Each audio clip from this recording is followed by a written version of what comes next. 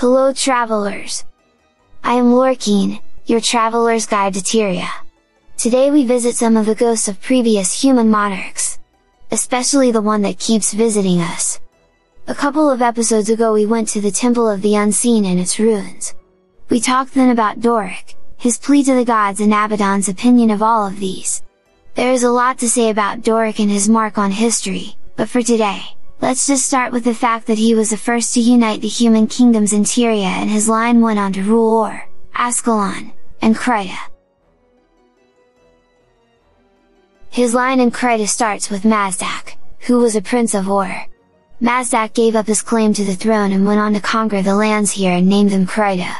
He built the first human settlements, including Lion's Arch. Mazdak was buried in the Pervernic crypt, in Gindaren Fields. But when Zaitan rose, his corpse was transformed into a lich, known as Mazdak the Accursed. You get to put him to rest again, in the Silvari personal story, when you find out the faith of Rhiannoch, one of the firstborn, and the mighty greatsword, Calibold. Now a suspiciously similar undead organizes races in the labyrinth. Returning to the history of Crita and its monarchs, after Mazdak's rule, centuries pass without many records. We know that after the exodus of the gods, Crita was an independent nation until it was conquered by Alona around the year 324, when we also get the first recorded battles with the centaurs. Yes, that war goes on for a millennium. Then in 358, Crita regained its independence. Fast forward 400 years from which we don't have a lot of records, and we arrive in the late 700s. We don't know the full name of the ruler at that point, only that he is of the Thorn family and that he has two sons, Evan and Oswald. Prince Evan Thorn is said to be kind and popular, and a bit naive. He cared deeply for Oswald, and refused to believe any of the terrible things other people said about his brother. He should have, as Oswald showed early signs of sociopathy. Initially, Oswald enjoyed himself by ripping off the wings of flies, but one day, some diplomats from Alona came by and one of them brought his son with him. That child was none other than the young Palala Ignatius Joko. The two boys bonded together over their shared love for sadism. Joko taught young Oswald that some creatures, like servants, can survive torture and still be of use afterwards. The boys' fun and game led to a pun contest which culminated into a clash of the two. This was the first battle between these infamous lunatics. Knock knock! Oh, who is there? Stop that, no. A visitor! At this hour! Oh, I must pull out the fine silverware. Oh, where did I leave the good bottle of blood? Gone. My joke is gone. Palala's visit inspired Oswald and took his pranks to another level. He started to feed hot peppers to animals to watch them suffer. He did that to Snow, the horse. Yes, you heard that right. The horse of Serene of the noble Brody family. So when one day, Serene was trying to calm her horse, Oswald hid above the hay loft and started grinning at the animal. Snow panicked, reared and kicked Serene, and so killed the girl. She was 12 years old. Now, once a year, she hunts the Grand Plaza. Another childhood friend of Oswald was Samson. Evan and Oswald had a secret hiding place in the sewers on Lion's Arch, where they used to train together. One day, Evan was sick, so it was just the other two boys, when a giant worm latched onto Samson. Oswald didn't even draw his sword. He just ran, leaving his friend to die. On Halloween, you can find his ghost around Deverell Gardens. We talked earlier about Serene. She was best friends with Lyrica, another girl of a noble family. Both of them had a crush on Evan. Oswald was jealous of this. He cornered Lady Lyrica in a dark alcove and tried to force her to play Prince Oswald says. She slapped him of course, and when he was about to retaliate, Tina, Lyrica's loyal servant, put herself between them, to protect her lady. Oswald didn't punish the servant in front of Lyrica, but one night he chased her into an alley and beat her to death. It looks like he dumped her body into the harbor, as her ghost is underwater. But probably one of Oswald's greatest betrayal is that of his brother. He tricked Evan into the web of a giant spider, who devoured the heir to the throne, thus leaving the way open for Oswald to become king of Crita. Evan's ghost can be found at the mausoleum in Shamore's cemetery. Dumpy says hi. After that, Oswald promised Lyrica that, if she marries him, as a queen, she can continue Evan's good work. After their marriage, Oswald's sweet words turned to cruelty. Lyrica tried to get away from him, at least for a while, so she planned a summer vacation with her sister, in the countryside. She was murdered by brigands around Blackroot Cut.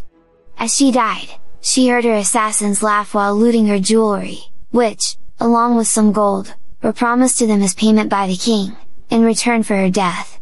Lyrica didn't even live long enough for the coronation. Oswald also killed his father. Lord Humphrey Farron is very convinced of this. He is an ancestor of our friend, Lord Farron. I hope you see the resemblance. Anyway, Lord Humphrey Farron made the mistake of publicly accusing Oswald, right before the coronation ceremony.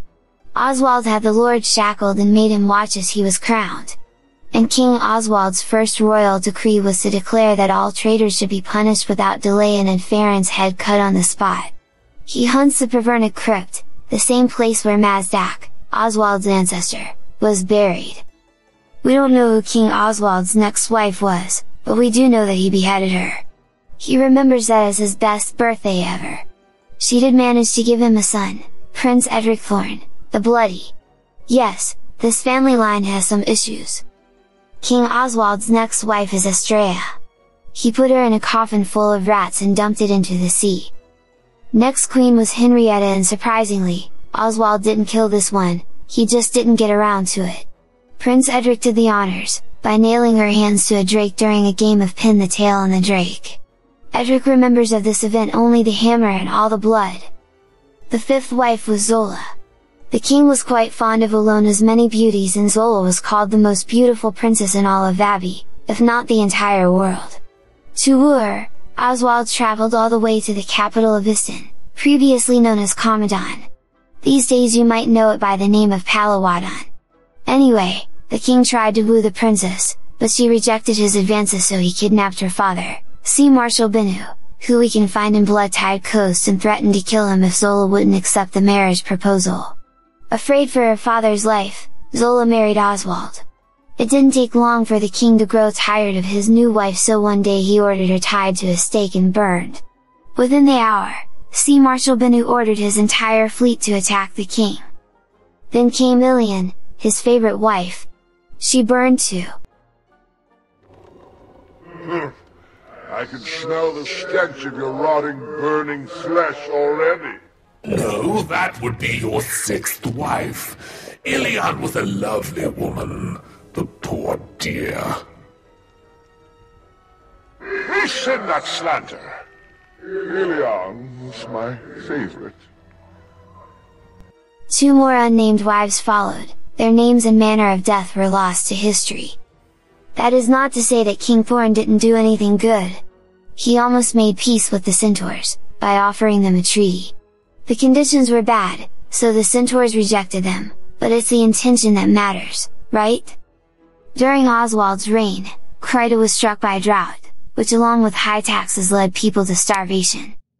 With all these, people started to call Oswald the Mad King, and the nickname really stuck on the day of the tax massacre.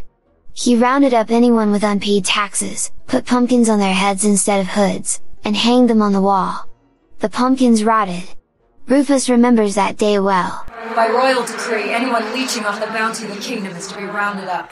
You're behind in your tithes. Come along! I have grain I can pay! Wait! No!